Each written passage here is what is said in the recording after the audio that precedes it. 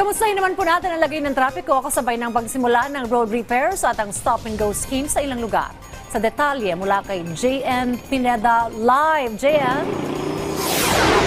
Dayan, makakahinga pa nga ng maluwag ang mga motoristang dadaan dito sa Rincon Road dahil base dun sa mga nakausap natin dun sa mga manggagawa ay mamaya pang alas 9 magsisimula yung road at drainage repairs at yung stop-and-go system na kanilang ipinapatupad dito sa lugar.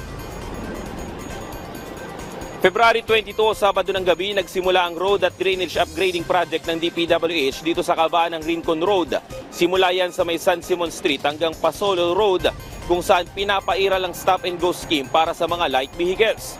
Hindi umano 24 hours ang ganitong sistema ng traffic dito dahil pagdating ng alas 4 ng hapon ay titigil ang proyekto at balik na ulit sa two-way ang mga naturang daan.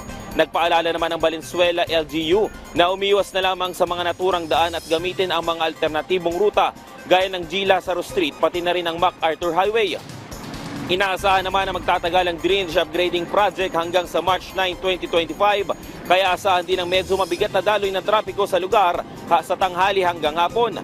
Isa ang Rincon Road sa mga dinadaanan ng mga motorista pamuntang Malanday Road na kumokonekta sa May Kawayan, Bulacan.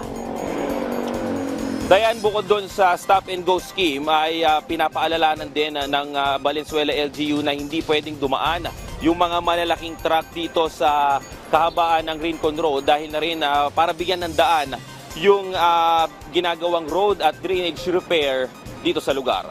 Yan muna ang latest dito sa Valenzuela City. Dayan, balik muna dyan sa studio.